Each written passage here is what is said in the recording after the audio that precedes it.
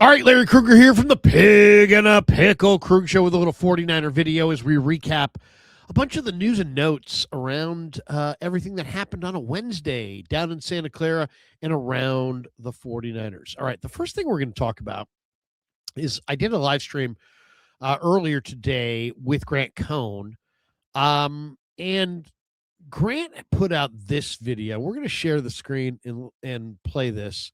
All right, so here is what Grant Cohn put out earlier today, and we'll share the screen on this, and you can take a listen for yourself, and then we'll talk a little bit about this. I think this is interesting. Grant's got a source that says that the 49ers are interested in Jordan Addison. Let's hear from him right here. Here's a juicy rumor for you. According to a source, the 49ers intend to be quite aggressive this offseason in terms of trades. They want to trade up in the draft, and they want to trade for a wide receiver. And the wide receiver they're initially targeting in a trade is Jordan Addison of the Minnesota Vikings. Jordan Addison is entering year 4 in the NFL, and the Vikings apparently don't want to pick up his 5th-year option.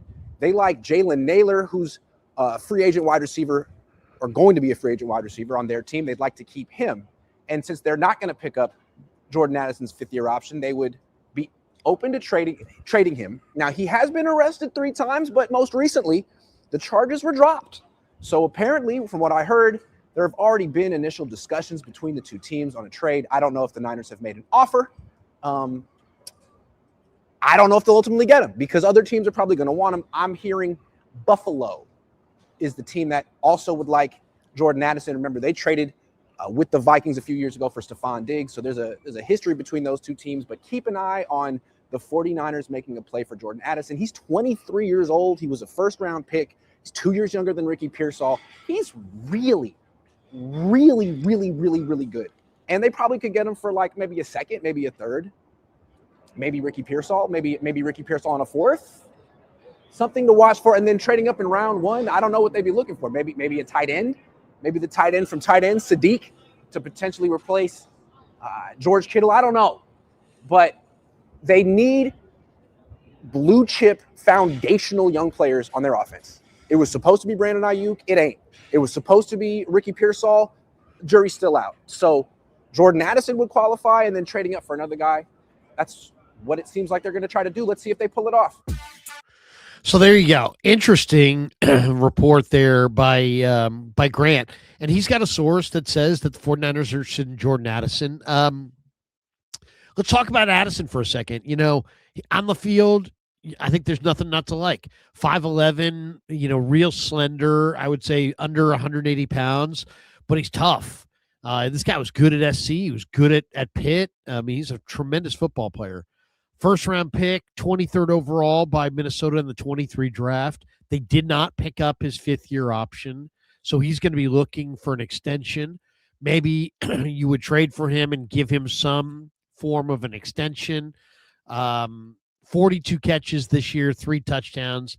He's a big-time talent, though. And if you watched what I watched, which was the 49ers against Seattle in this divisional round playoff game, on the all-22 copy, go watch it. Go watch how little separation there was between Niner receivers.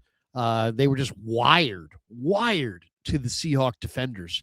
So you're going to have some slithery, explosive speed, some guys who can create some separation. This guy is a great separator.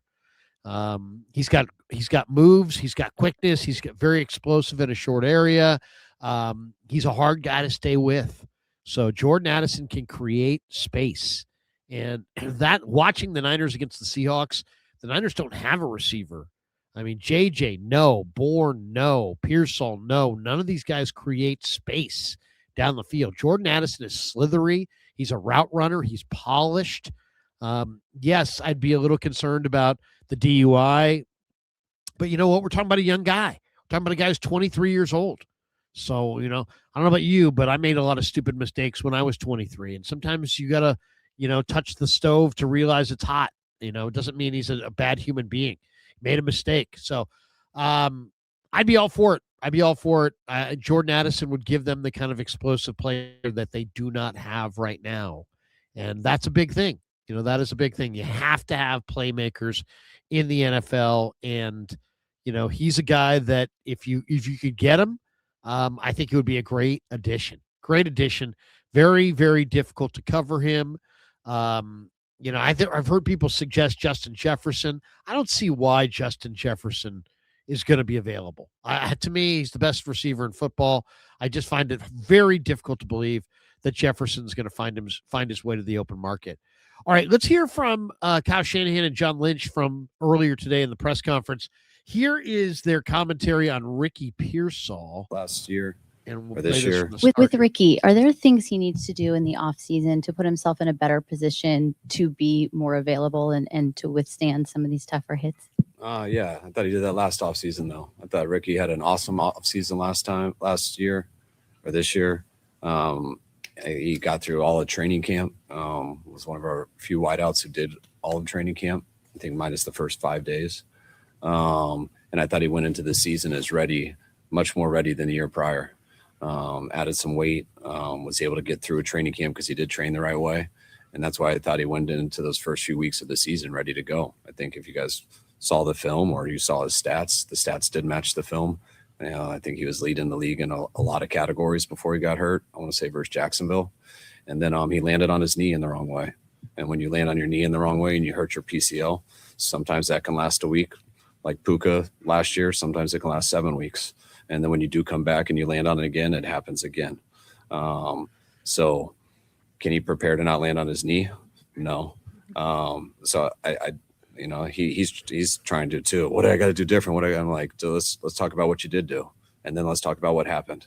And so I think the main thing from last year is, man, what can we do to come back from that faster? When you do come back, what can we do to maybe not redo it so it doesn't linger? Because when it was said and done, Ricky played as Ricky for I'd say 4 games this year. Even though I think he might have dressed in 8, but he was Ricky for 4 games. And that didn't have to do with how he went into this year. That had to do with an injury that he had in week 4. And those are tough to overcome. But I think he found the right way last year and keep adding to it. It's interesting. He's got to learn to come back quicker. I mean, that was kind of the message there. That was kind of an interesting answer. I mean, it was supportive, and yet I don't know if it advanced the conversation at all on Ricky. What are they going to do with Ricky? They have such need at wide receiver that they're going to stick with him most likely. But I do think there's a chance that they move him. But it would have to be for the right kind of receiver coming back. Now, I think a natural move would be to move him to Jacksonville for Brian Thomas Jr. because Brian Thomas Jr. needs a change of scenery, and I think he is a little bit better fit for the 49er offense. I think there's more durability there. Ricky played college ball in that region of the country, and maybe he'd be more comfortable there. I don't know. We'll see. The 49ers need receivers. They need Ricky. They need Ricky to be healthy. They need him to be healthy, to get healthy and stay healthy.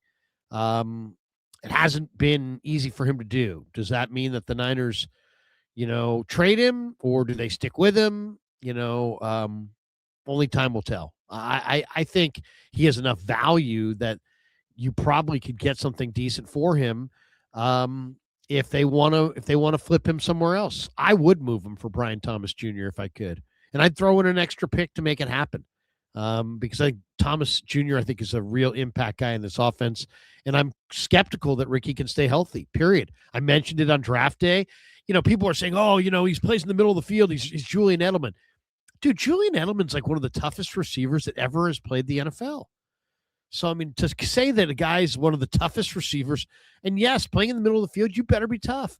Puka Nacua gets his bell rung. He gets hit hard, but he gets up and he keeps playing, and Ricky can't withstand those hits and stay on the field. And that's why I don't have a lot of high hopes for his NFL future. Here is the duo on Aiyuk. The question came up about Aiyuk, and here's what the guys had to say.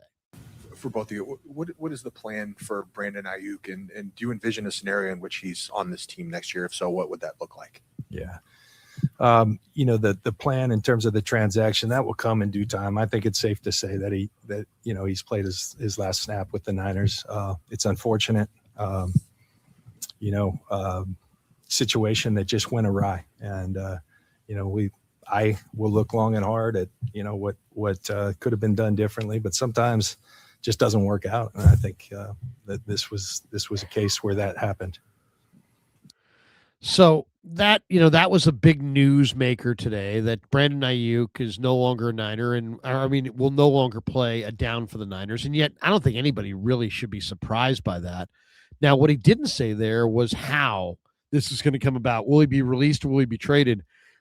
I believe there are still some cap advantages to trading him over releasing him.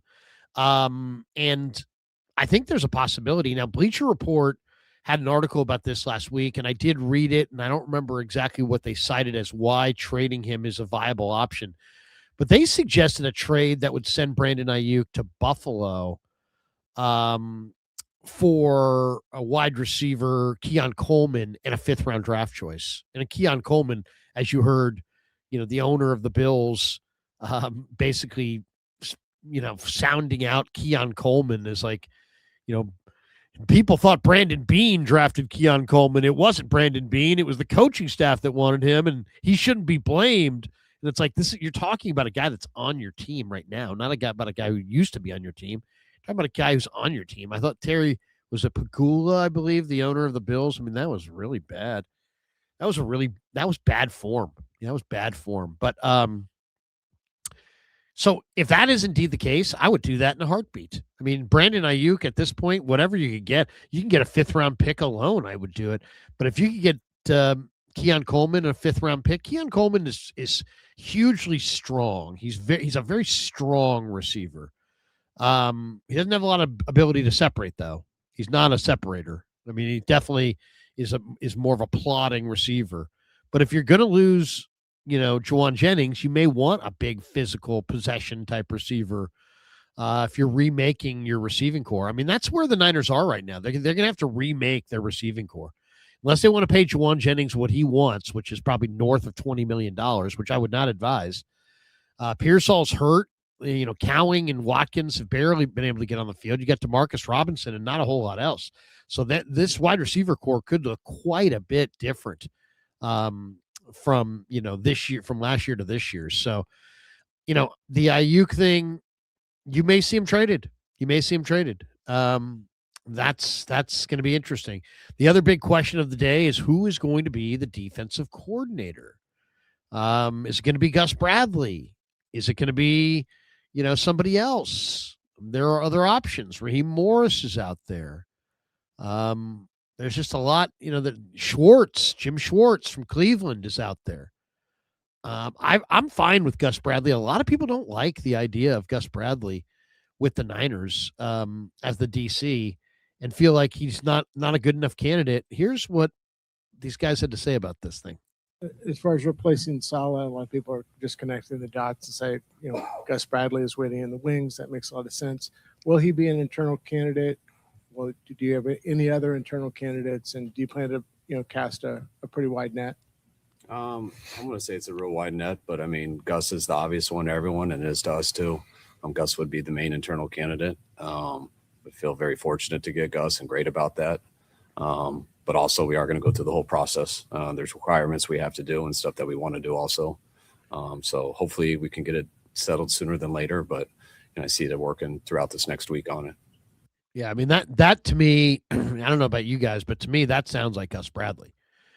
I mean, that sounds like, yeah, we're going to interview some guys and we're going to make sure we, follow all the rules as far as, I'm sure minority candidates, they want to make sure that they are inclusive and consider some candidates and follow all the Rooney rules and all that. But it sounded like it's Gus Bradley's job. And I don't have a problem with that. Now, there's a lot of people that are like, oh, he hasn't adapted and this and that.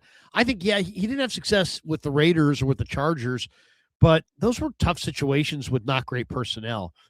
Bottom line is Robert Saleh didn't have a good year before the Niners got Nick Bosa. You're not a good defensive coordinator generally if you don't have some good talent.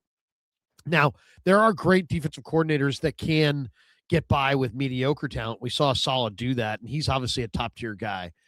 But I really believe in Gus Bradley. I think Bradley's a much smarter, more established guy than people realize. I think Shanahan said it perfectly.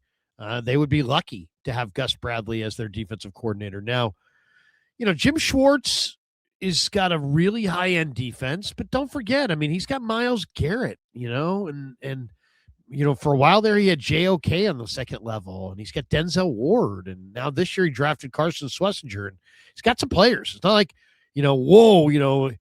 somehow Schwartz is out there doing it with nothing. He's got Myles Garrett. Might be the greatest defensive lineman in the league today, playing the best ball of all time. I mean, that makes you look smarter. So, but I mean, Schwartz is interesting because he does have the wide nine, but is he going to want to bring in a different D-line coach? That might be a deal breaker. The Niners like Kasarik. The Niners like Johnny Holland. The Niners like Daniel Bullocks. They like their defensive staff. I think Shanahan talked up continuity later in the presser. So I get the sense that this is a plan that was been in action for a couple years, and they're going to stick with it. They brought Saleh in. They brought Bradley in. Saleh knew Bradley. Shanahan didn't know Bradley. Shanahan was introduced to Bradley, and now he likes Bradley. And I think Bradley will be the defensive coordinator. And, Grant and I talked about this earlier, and Grant's like, hey, you know what? I think this guy's going to be a one and done defensive coordinator, and that's fine. I mean, I personally don't. I think Bradley is a really high-end guy who's got a great eye for personnel. I think, if you see Bradley, you may see the Niners sign a guy like Tariq Woolen away from Seattle. Bradley likes the big, long corners, and Woolen, I think, in San Francisco would be a great addition. A big, physical, long corner with great size and who could be a factor in the run game and the pass game. So I'm a fan of Bradley. I think he's strong. I think he would be a very good candidate. I think it's totally, grossly unfair to compare him to Sorensen. Sorensen is not anywhere close to on the same level as Gus Bradley. And that's just my thought on it. I wouldn't be against, though, Raheem Morris, and I wouldn't be against the idea of Jim Schwartz if they could go that direction. I think both those guys fit well, and they're both, even the Buffalo head coach, he's a good defensive coach as well. So, I mean, there are options of good defensive coaches out there, but I think Gus Bradley, is ultimately the guy they're going to go with. John Lynch weighed in today on this Superstation or this power station issue. So let's play that cut as well. You can hear this. Here it is. Lynch talking about the electric substation next door to the 49er practice facility. And is it an issue? What I would tell you, Eric, because it deals with allegedly, the health and safety of our players, I think you have to look into everything. And so our guys have been. We've been reaching out to anyone and everyone to see, does a study exist other than a guy sticking an apparatus underneath the fence and coming up with a number that I have no idea what that means. That's what we know exists. We've heard that debunked. So yes, we will look into it. We have. The health and safety of our players is the utmost priority. We pour into it. Our ownership, Jed, tremendous in terms of resources, and we'll always be cognizant of things. I know that a lot of games have been won at this facility, since it opened, and so. But yeah, we aren't going to turn a blind eye. We'll look into everything. Yeah, I mean, I think that is the right answer. Now, where it goes from here, what it leads to, how big of a story this becomes, does this linger? Is this something that, if I'm the 49ers, I would definitely try to commission some study or find some study that shows a little transparency on this. I think people want transparency on this. And I think you owe that to your players as well.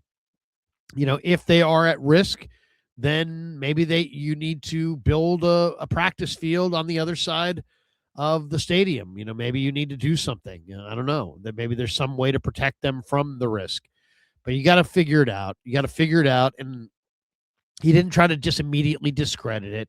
He didn't immediately just be like, oh, that's nothing to it. It's a bunch of hogwash. It's a bunch of that. No, he didn't say that. He just said, hey, we're going to do our due diligence. Player safety is of utmost importance. We care about it. It means a lot to us. We do need to get the answers. We're doing our due diligence. There's more info to come.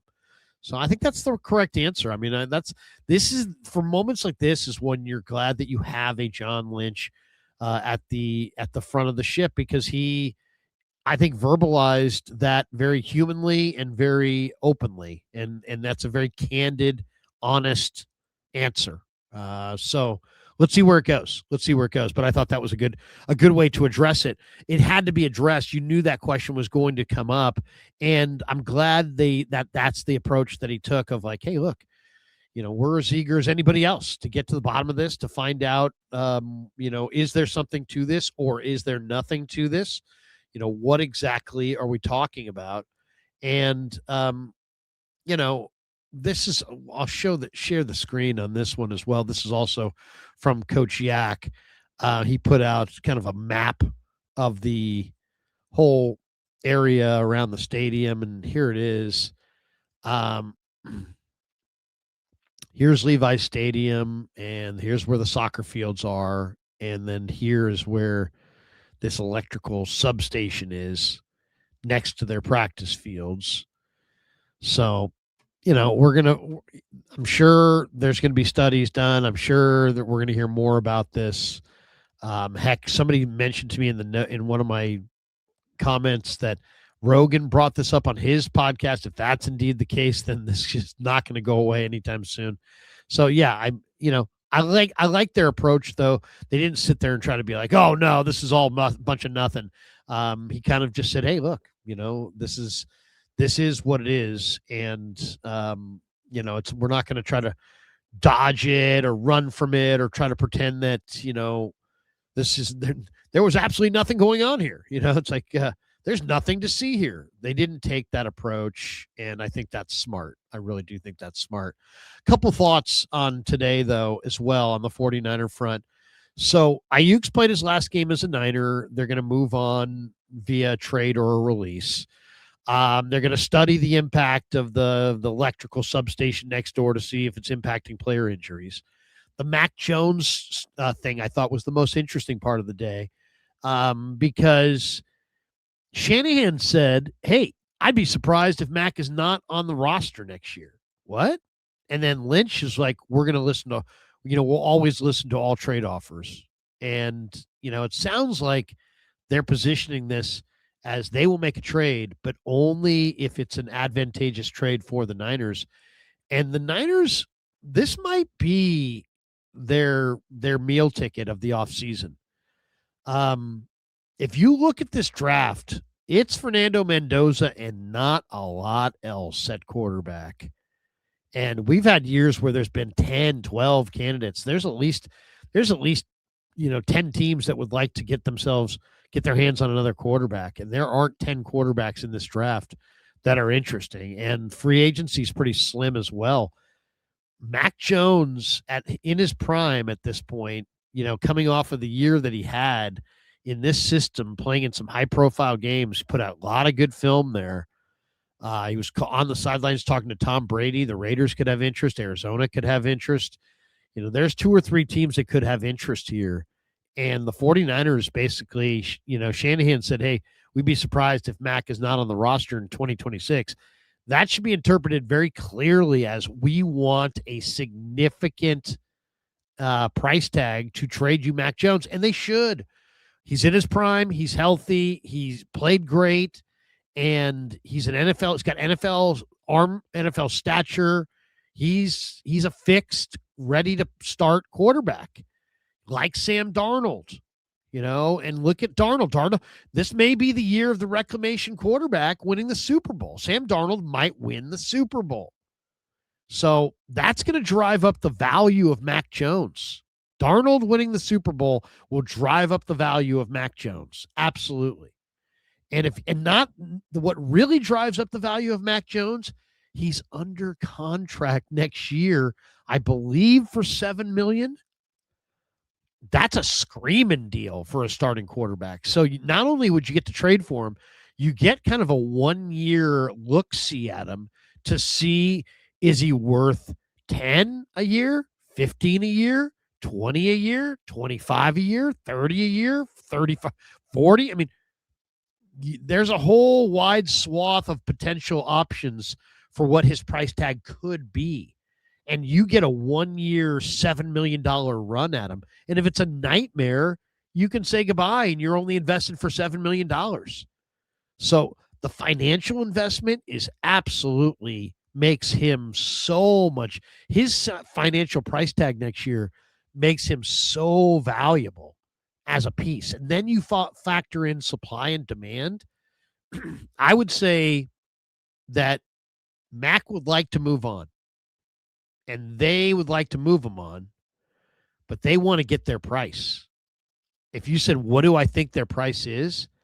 I think their price could be a high second-round pick. I think their price could be like the Raiders or Cardinals second-round pick. And then there was another report that Grant had today that I thought was very interesting. Not only would the Niners like to trade, according to Grant, for Jordan Addison, he says his source also indicated that the Niners would like to trade up in the first round of the upcoming NFL draft. Well, that's interesting. Now, I'm not saying they could do this, but if we're going to talk about trade ups in the draft,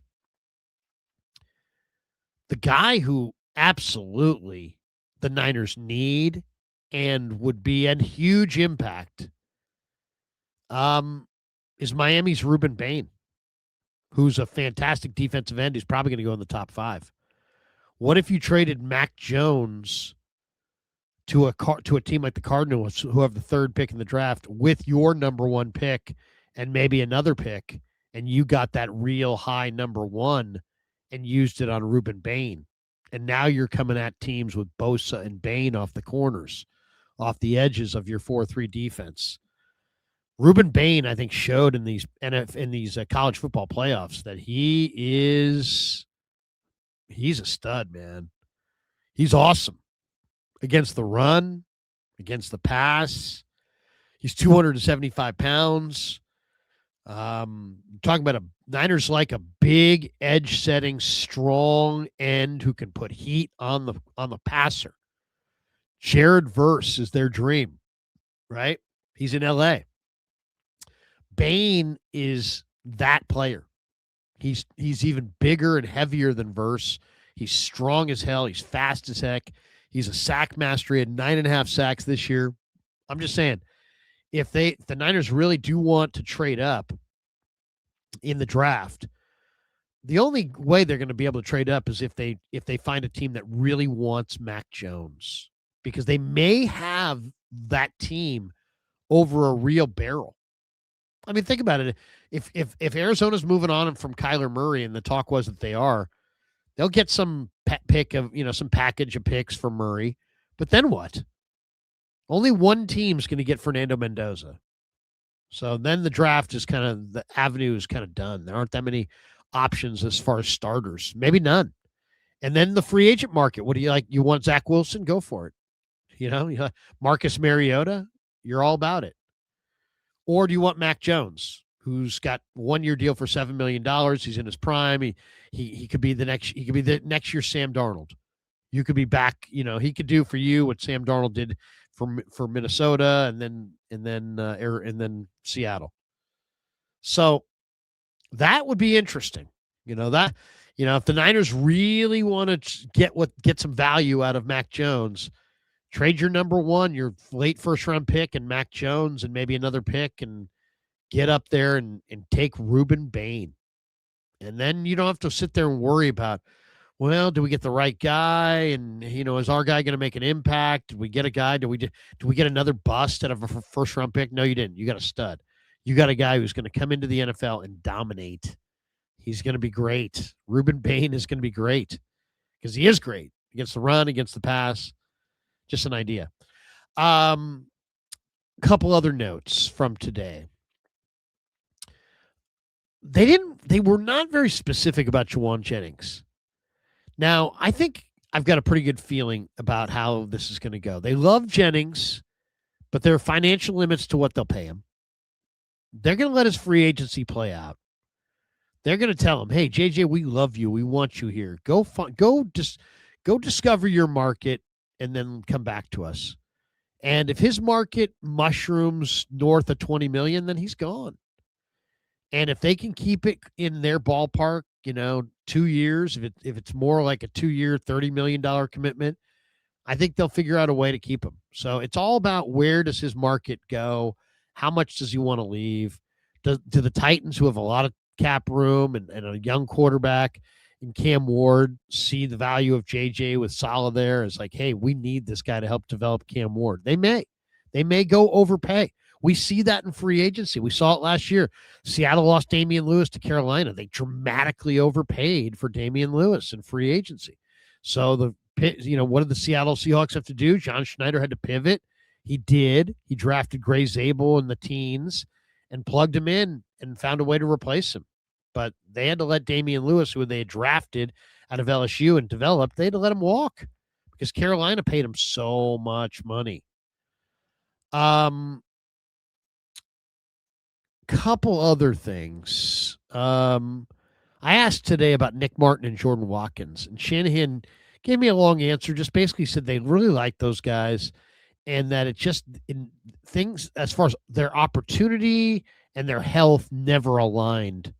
And he just he painted a picture of like, hey, there was opportunity, and then these guys weren't healthy, and there was an opportunity for Nick finally late in the year, and he had a concussion. He was in the protocol. He was cleared from the protocol today, believe it or not. But Shanahan painted a picture that they really like these guys, and it's not that they're dissatisfied with Watkins or Martin, but they just couldn't figure out a way to get him out on the field. So I think those are two really key players next year. Why? Because they need to rebuild their entire wide receiver and linebacking cores. And if they've got a good, young, fast player that was drafted in the mid rounds, 3rd round for Martin, 4th round for Watkins, ready to step in and contribute next year, that will go a great distance to making those, strengths rather than weaknesses for the 49ers. They need Jordan Watkins to be a player. They need Nick Martin to be a player. I'm convinced both of them are players, to be honest, which is rare for me to say, considering I'm kind of a show me, prove it to me kind of a guy. But I felt like I saw enough from Martin on tape and in practice and in limited snaps. And I felt like I saw enough from Watkins in camp where I saw exactly what I wanted to see. I think Watkins could be a difference-making, separating wide receiver down the field, or, gadget plays around the line of scrimmage. I think he can be really good. I think he's going to get the separation that they haven't seen all year. And I think Martin can be one of their best defenders. He's got to play a little bit more under control, but other than that, his physical profile, he hits hard and runs fast, and this concussion thing is a little concerning, but I'm excited about both those guys. Shanahan basically said, they're big products in 26. Shanahan also said they'd like to have those special team guys back: Weeks, Morstead, Eddie Pinheiro, hopefully Sky Moore. I think, those 4 guys really were big impact on their special teams. Weeks was a solid snapper. Morstead gave you a solid year as a punter, even though he didn't give you a great average, but he really could stick it in there inside the 20. Pinheiro was an absolute revelation. Sky Moore, well above average return guy. He wasn't Shaheed, but he was very, very good. Shanahan also said he's really excited about Jordan James. That was good to hear. I think it's important that Jordan James becomes a player. And then Lynch was asked, hey, is all this voided money from Aiyuk gonna help you spend money in free agency that you wouldn't normally spend? And he's like, yeah, obviously we saved all that money. We've got a bunch of needs. But when it got time, he was asked about, hey, what is your primary need? And he would not speak to that. Now, I don't know if that's the ex-player in John just saying, hey, you know what? I don't want to point the finger at any one particular unit. Sometimes like people will jump on that, right? If he said, hey, our number one needs receiver, then all of a sudden it's like, man, everybody's just going to be like, they got no receivers. Or if he said our number one needs really linebacker, And then, the real problem is linebacker. And people just kind of repeat it. And there's no real advantage in that. So he kind of dodged that question, even though it seems like a question that he should have expected and understood he was going to get. But he didn't want to give any specifics when he was asked about needs. He did not single out a single position there. All right, that is going to do it for us. Thanks to Pig and a Pickle for being the title sponsor of the Krug Show. Check them out. They're in Emeryville. They're in Corte Madera. They're open 7 days a week from 11 a.m. till 8 p.m. or until they run out. They're soon to open in Petaluma. Thanks to Sleeper. That's right, 49er football season all season long, presented by Sleeper, the fastest growing fantasy platform in the world. It's a one-stop shop. You get blazing fast news, real-time stat, group chat, season-long leagues, and, of course, Sleeper picks for daily fantasy. Use promo code Larry. Sleeper will match your first deposit up to $100. Links in the description. Terms and conditions do apply. And thanks to Sleeper for being a proud sponsor of the Krug Show all season long. And we should we'll put this on the board so people can see our graphic there. There it is. Get a $100 deposit match up to $100. Use code Larry. And thanks to Habbas Law. Man, if you need a good attorney, Habbas Law is for you. 1-800-INJURED. They will fight to make it right. I love Habbas Law. I love how rooted they are in the community, but I also love that they're great attorneys. And if you want to win, these are the guys to call. 1-800-INJURED. They will fight to make it right. They battle and beat insurance companies with regularity and ease. So, if you ever get, in a spot and the insurance companies are saying, we're not going to pay. Call these guys, 1-800-INJURED, Habbas Law. They do an incredible job. They will fight to make it right, and that's what you want. That's what you want. You want somebody who's going to fight for your interests. Thanks to all of you for supporting the Krug Show on YouTube.